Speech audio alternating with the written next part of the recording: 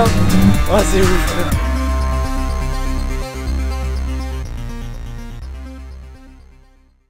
Salut à toi, j'espère que tu vas bien. On se retrouve aujourd'hui pour une nouvelle vidéo. Alors aujourd'hui on est chez Ford de Montpellier. C'est vraiment cool, tu vas voir, c'est une voiture un peu en exclu, tu vois. J'avais jamais essayé. Et en fait c'est la nouvelle Ford Mustang Mach-E. Donc une Mustang électrique SUV, ouais ça existe. Donc bon, on va voir un peu ce que ça donne. Déjà si t'es pas encore abonné à la chaîne, bah écoute, je te propose de le faire, d'activer la cloche des notifications pour ne rien rater des prochaines vidéos. Je te mets ici mon Instagram et mon TikTok, c'est AlexGary002. Et puis tout de suite on va voir cette Mustang Mach-E.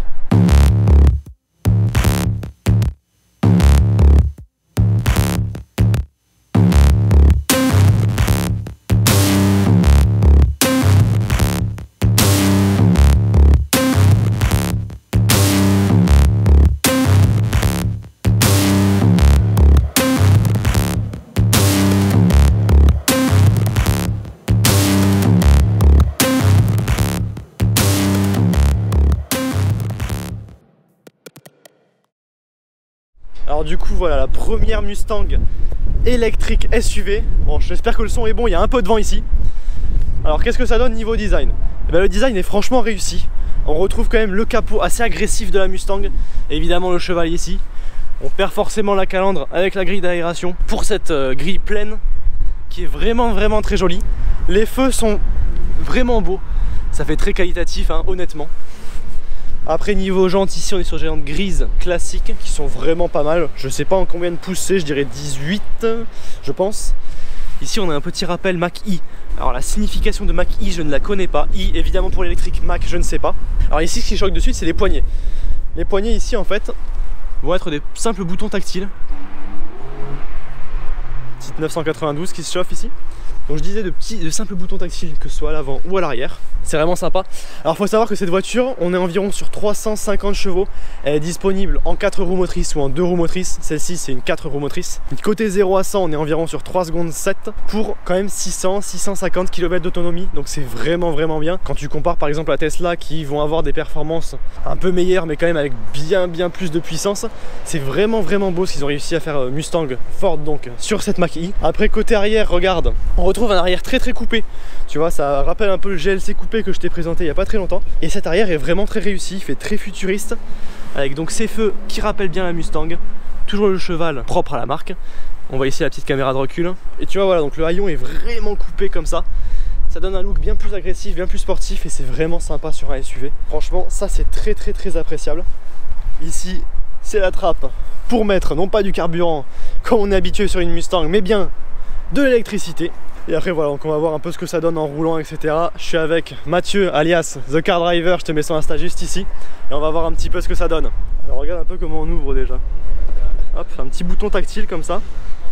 Ah, je ne sais pas du tout à quoi ça correspond. Idem pour l'arrière. Donc voilà, là on a des trucs vraiment sympas. L'intérieur est de très bonne qualité. Les sièges sont magnifiques. Ça vraiment ils sont magnifiques, ils sont très confortables.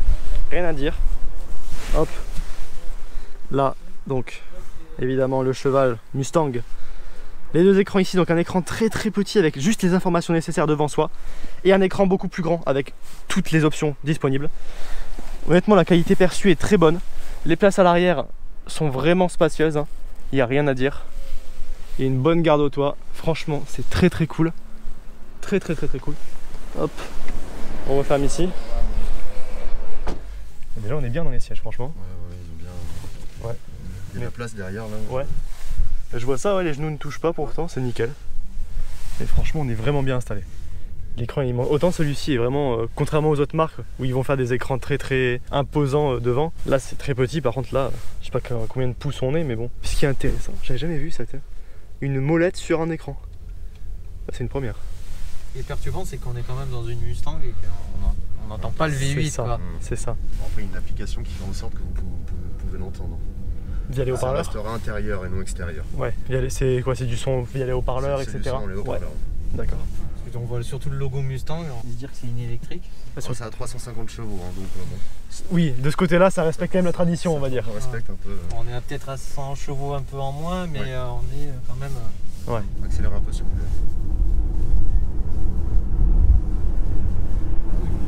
Ah, ça a de la poussée déjà, hein. C'est laquelle? Celle-ci, c'est la 4 roues motrices ou 2 roues? La 4 roues motrices. 4 roues motrices du coup, en 350 chevaux, il y a à peu près 600 km d'autonomie, c'est ça? C'est ça, 650 km d'autonomie et 99 kWh. Ok. Et on a combien de temps on recharge sur une borne rapide? De 0 à 80%, vous chargez en une demi-heure. Ça va. Ça reste très correct. Et après sur une prise secteur classique, c'est un peu plus long. C'est un peu plus long, effectivement. En fait là l'avantage c'est qu'avec le petit écran on est vraiment concentré sur le petit écran et non pas sur, sur le grand écran. T'es concentré sur l'essentiel en fait. Même là à 90, 100 on va dire, ça reste très silencieux, il n'y a pas trop de bruit de roulement. Non, vous n'avez pas le bruit du roulement qui est pourtant assez normalement présent dans les autres véhicules électriques. Ah puis un SUV aussi donc bon. En termes d'aérodynamisme c'est pas non plus une sportive. Après l'avantage c'est que quand on relâche l'accélérateur, ça fait pas un freinage fort. Parce que quand j'avais essayé le Mercedes EQC, c'était un peu plus fort. C'était pas si doux que ça. Là c'est vraiment doucement. On n'a pas d'à-coup quoi. Après en termes de sensation de conduite, c'est comment tu le sens? C'est très fluide. C'est comme si c'était une voiture classique. C'est vraiment fluide, c'est surprenant. Ouais. La direction, tout ça, c'est toujours pas le poids de la voiture. On n'a pas l'impression d'être dans une voiture électrique. Du coup, je présume qu'après il y a un système de récupération d'énergie au freinage, voilà. Voilà, sur l'écran par exemple, on voit même qu'il y a une distance entre les voitures. Ah oui, c'est vrai. Qu'il n'y a rien sur les côtés quoi. Par exemple, si je m'approche au près, on voit que ça devient orange quoi. C'est vraiment bien sécurisé ça au moins. Effectivement, ce qui est étonnant, c'est qu'on n'aurait pas dit d'une marque comme Ford avec la Mustang qui aurait pris directement le contre-pied de sa tradition, on va dire, des gros V8 pour arriver directement dans l'électrique. Parce que j'avais discuté avec, quand il y a eu la présentation à la concession, il m'avait fait part comme quoi c'était vraiment joué sur l'image de la Mustang pour la faire connaître quoi. Parce qu'on part sur une Mustang qui est d'un V8, là sur une électrique. Il n'y a pas, on va dire, de phase de transition à l'hybride ou comme ça. On passe direct sur une voiture électrique quoi. Je pense que c'est... Il n'y a pas eu de transition, c'est un risque du constructeur, mais des fois il faut prendre des risques. Hein, il faut prendre des risques aujourd'hui. En termes de concurrents dans ce gabarit-là, à part Tesla. C'est ça, le côté SUV aussi. C'est ça en fait, c'est que contrairement à la Mustang d'avant avec sa tradition, etc. Là ils ont vraiment pris les deux tendances du moment, on va dire le SUV et l'électrique. Et vraiment sur ce segment-là encore, il n'y a pas beaucoup de monde. Il y a qui? Il y a Mercedes, Audi, Tesla. Et c'est tout après. Mais après c'est vrai que les SUV électriques, on n'en voit pas énormément actuellement. Même ceux de Tesla, on n'en voit pas énormément. Ouais, autant la berline ou la citadine électrique, ça commence vraiment à se démocratiser, autant le SUV, pas encore. Et c'est vrai qu'ajouter ce côté Mustang avec ce côté passion, on va dire, allier ce côté passion avec le côté tendance, ça peut vraiment donner un truc intéressant. Là, par exemple, là, si je suis trop près de la ligne, ça me le signale. D'accord. C'est quoi? C'est au volant ou toujours à l'écran? Ah, à l'écran, toujours. Okay.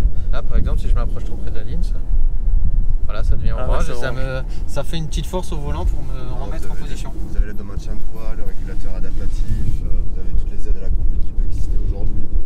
Ouais. En termes de technologie, on est pratiquement au maximum de ce qui peut exister aujourd'hui. Et là, par exemple, sur un prix de base, on est sur à peu près combien? Vous êtes à 48, on démarre à 48 900. Et après, en toute option, vous allez monter à 65. D'accord, après on a le bonus psychologique quand même. Ouais. Sur la première version, pas au-dessus. Pas sur la... Ah bah oui, ça dépasse en termes de prix. Ça dépasse, quand ça dépasse 60 000 €, vous avez plus d'aide. D'accord, faut pas prendre toute option. Voilà, par exemple, si on est trop près d'une ligne ou d'une voiture, ça nous repositionne, ça force un peu sur le volant, donc ça, on va dire, c'est pas comme la Tesla où ça va se faire tout seul, mais voilà, on n'a pas cet autopilote qui, à mes yeux, est un peu dangereux, quoi. Parce qu'il n'y a plus l'attention du conducteur. Oui, voilà, c'est ça. Là, c'est vraiment juste le côté assistance, pas on fait à la place. Mais franchement, notamment en usage urbain, il doit être très très agréable. Voilà, dans les bouchons ou quoi, il n'y a aucun bruit. Si on arrête de parler là, c'est complètement silencieux, pourtant il y a la route à côté. Il y a d'autres voitures, pourtant on entend. C'est bien sonorisé aussi, parce qu'on n'entend pas les autres voitures. Ouais. Et même là, quand on roulait sur la route à plus haute vitesse, déjà, même pour partir sur des plus longs trajets, ça le fait très bien. Après, en termes de bornes de recharge, c'est compatible avec à peu près tout. Vous pouvez vous charger avec toutes les bornes qui peuvent exister en France. Ok, ouais. C'est pas comme Tesla où s'ils ont des bornes spécifiques, là c'est vraiment vous rechargez partout. D'accord. Effectivement, c'est toujours le point de l'électrique, quoi, la borne de recharge qui pose toujours un peu problème. Et en termes de temps de recharge, on va se situer... Pour faire de 0 à 80%, vous mettez une demi-heure. Après, pour faire une charge complète à une borne rapide, il faut compter 3 heures. Après, les bornes, vous savez, les wallbox qu'on fait installer chez soi entre 9 et 12 heures. Et après, bon, une prise de courant classique, là, bon, on se pose pas la question, c'est pratiquement plus de 30 heures pour une charge complète. Donc, sachant que c'est fait pour que ça soit chargé comme assez rapidement, 22 kWh. Et après, c'est une option de prendre la borne chez soi? C'est une option.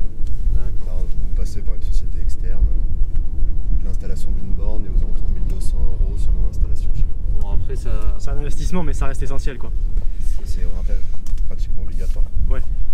Après, c'est un pli à prendre. Hein. Vous savez, c'est comme un téléphone portable. Hein. Vous rentrez le soir, vous le branchez à votre table de nuit. Bah, la voiture, c'est exactement pareil.